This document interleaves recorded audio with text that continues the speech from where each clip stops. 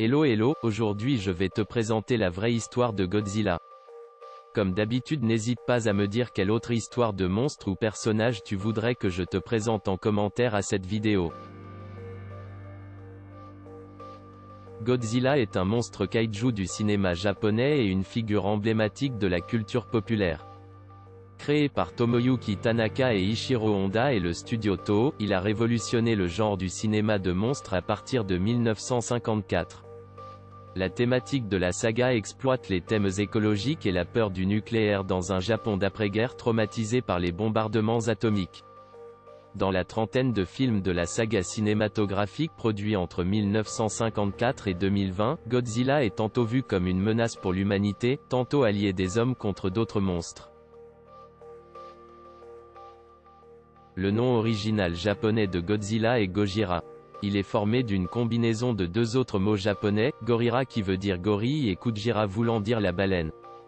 Ce nom serait issu d'une phase de plan préparatoire où Godzilla fut décrit comme un croisement entre un gorille et une baleine en référence à sa taille, sa force et ses origines aquatiques. Dans les années 1950, divers projets de films fantastiques sont mis en chantier par les studios de cinéma américains. En 1952, la sortie mondiale sur grand écran de King Kong connaît un franc succès au box-office. Au même moment, le producteur Tomoyuki Tanaka pense à mettre sur pied un film de monstre japonais. Dans le scénario original, un monstre sous-marin antédiluvien est réveillé par des essais nucléaires dans le Pacifique. Irradié, il détruit Tokyo avant de retourner dans la mer. Le premier film est tourné sous la direction d'Ichiro Honda, 9 ans après les bombardements atomiques.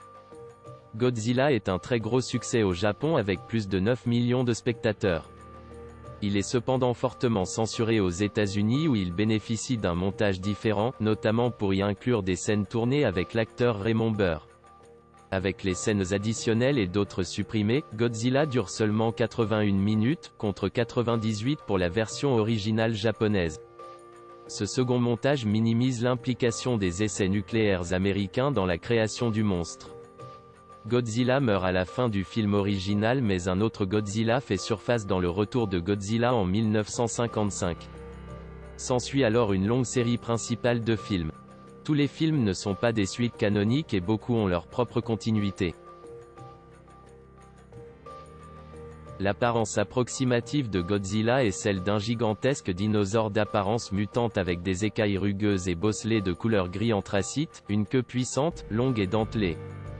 Godzilla a la tête et le bas du corps d'un T-Rex, une triple rangée de plaques osseuses dentelées sur le dos qui rappelle un stégosaurus, le cou et les avant-bras d'un iguanodon et la queue et la texture de la peau d'un alligator. L'aspect de Godzilla reste, de manière générale, humanoïde, du fait que ce monstre se tient droit sur ses deux pattes postérieures. Le fait que Godzilla change, même résiduellement, dans chaque film, même canonique, peut s'expliquer par le fait que les créatures géantes comme lui sont en constante évolution, à cause des radiations. Son rugissement est resté le même d'un film à l'autre, changeant seulement de hauteur dans quelques films. Le pouvoir de prédilection de Godzilla est son souffle atomique. À chaque fois qu'il s'apprête à l'utiliser, ses plaques dorsales scintillent, elles sont de la même couleur que son souffle. Le souffle atomique de Godzilla est bleu dans l'intégralité des films, sauf dans Godzilla 2000 et Godzilla X Megaguirus où il est orange. Godzilla semble aussi, comme la majorité des autres monstres, de par leur nature, posséder des facultés régénératrices, ce qui explique son invulnérabilité aux armes à feu. J'espère que cette vidéo t'a plu, si c'est le cas, tu peux t'abonner et activer la cloche pour ne pas louper mes prochaines vidéos sur d'autres monstres, mais tu peux aussi mettre un like à la vidéo.